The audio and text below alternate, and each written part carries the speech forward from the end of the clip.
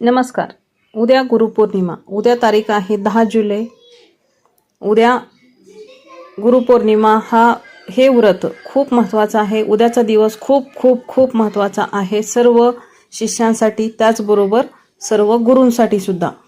गुरु हा स्वतःहून आपण शोधला तर मिळत नसतो, परंतु अशी एक अपेक्षा असावी. प्रत्येक शिष्याला आपला गुरु स्वतः शोधता येत नाही.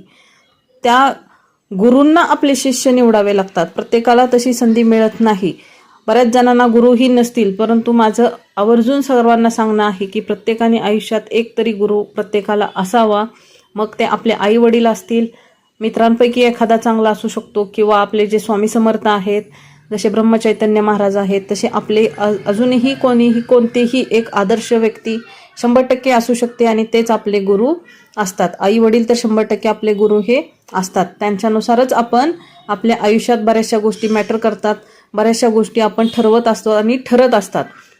म्हणून आपल्या आयुष्यात प्रत्येकाला एक गुरु असावा. उद्या गुरुपौर्णिमेचं निमित्त, परंतु तसा पौर्णिमा हा दिवस प्रत्येक महिन्याला पण खूप महत्त्वाचा असतो, परंतु उद्याचा दिवस हा गुरुसाठी आणि शिष्यांसाठी दोघांसाठी प्रत्येकाच्या आयुष्यात खूप महत्त्वाचा असतो. आणि गुरूंना स्थान आपल्या आयुष्यात तर 100% द्यायला हवं आहे. चांगल्या डायरेक्शनसाठी गुरुची ही गरज असतेच. म्हणून मला तुम्हाला सांगायचं आहे, उद्या काही उपाय करा. त्या उपायाने अजून आपल्याला चांगले मार्ग मिळत जातील. मग ते कोणते उपाय आहेत तर गुरुवारी सकाळी लवकर उठायचं. प्रातःकाळी म्हणजे सकाळी सकाळी उठायचं. पहाटे उठल्यानंतर आपल्या घरातली सर्व स्वच्छता करायची. स्वच्छता करणं म्हणजे घरातील अलक्ष्मीला घालवणं असतं. तर सकाळी उठून, पहाटे लवकर उठून आपल्या घराची झाडलोट करायची आणि घरातली सर्व घाण बाजूला काढल्यानंतर एका बकेटमध्ये पाणी घ्यायचं किंवा मॉबमध्ये पाणी घ्या.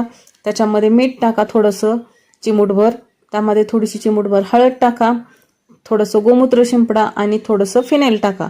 यामुळे घरातील सर्व जे कीटक हे आहेत तेही जातील, जीवजंतू आहेत ते मरतील आणि लक्ष्मीचा वासही राहील. मग हे सर्व पाण्याने घर सर्व स्वच्छ करून घ्या. आपला उंबरठा पुसून घ्या आणि उंबरठ्यावरती आता उपाय जो करायचा आहे तो हा करायचा आहे की हळदीची बोटं घ्या. हळदीचं लेपन करायचं आहे. उंबरठ्यावरती आपलं पूर्ण पाण्याने धुवून घ्या स्वच्छ उंबरठा आपला. त्या पाण्यामध्ये पण मीठ टाकून, हळद टाकून स्वच्छ धुवून घ्या, पुसून घ्या आणि त्याच्यावरती हळदीचं लेपन करा. त्या हळदीचं लेपन झाल्यानंतर त्याच्यावरती आपल्या हळदी कुंकाने, फक्त हळदीने सुद्धा स्वस्तिक काढलं तरी चालेल, बेस्ट आहे. हळदीमुळे घरामध्ये निगेटिव्ह एनर्जी येत नाही. त्या पॉझिटिव्ह एनर्जीजला बाहेरच्या बाहेर थांबवलं जातं. आपल्या घरापर्यंत वाईट शक्तींचा वास होत नाही. म्हणून हळदीचं लेपन करा किंवा हळदीचंच स्वस्तिक काढा.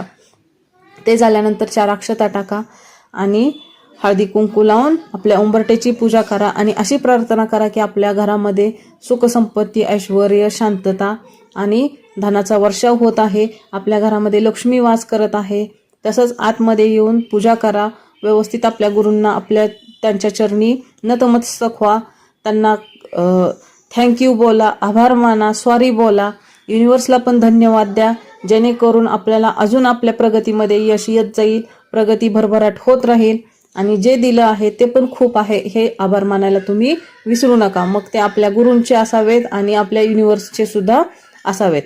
त्यानंतर आपल्या पूजा करताना आपण एक स्वच्छ पाण्याने भरून कलश घ्या. कलशामध्ये पाणी घ्या. त्यामध्ये 4 तांदळाचे दाणे टाका आणि 1 रुपयाचं कॉईन टाका, सुपारी टाका आणि आपली कलश स्थापना जशी असते त्याप्रमाणे फक्त कलश भरून ठेवा. आणि एक छोटासा नारळ घेऊन आपली जी अपेक्षा आहे ती अपेक्षा त्या नारळावरती स्वस्तिक काढा. त्यांना कुंकू फक्त लावा, नारळाला हळद लावू नका. आणि आपली जी अपेक्षा आहे ती स्वामींचरणी अर्पण करा. म्हणजे अपेक्षा बोला तुम्ही तिथे 21 वेळा बोला आणि तो नारळ दिवसभर आपल्या देवघरात ठेवा. लाल कपड्यावरती ठेवलेलं तर चांगलीच गोष्ट आहे, नसेल तर पिवळ्या कपड्यावरती ठेवा. उद्याचा गुरुपौर्णिमेचा दिवस आहे, पिवळ्या कपड्यावरती ठेवा. आणि तो नारळ नंतर पुढच्या पौर्णिमेला किंवा चातुर्मासापर्यंत तो तसाच ठेवा बांधून कपड्यामध्ये आणि नंतर तो विसर्जित केला तरी चालेल.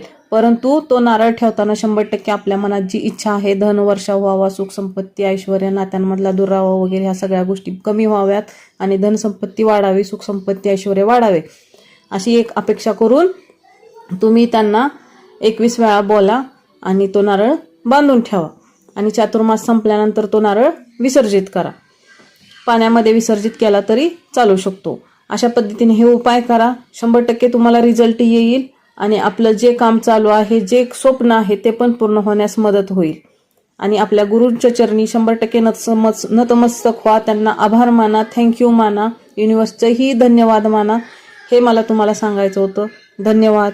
व्हिडिओ आवडल्यास शेअर करा, सबस्क्राईब करा आणि जास्तीत जास्त भरपूर व्यक्तींपर्यंत हा व्हिडिओ पोहोचावा. त्यांच्या घरामध्ये आनंद, सुख, संपत्ती, ऐश्वर यावं. सुख संपत्तीने आणि शांतता लाभावी हीच माझी इच्छा आहे. आवडल्यास नक्की शेअर करा आणि सबस्क्राईब करा. धन्यवाद.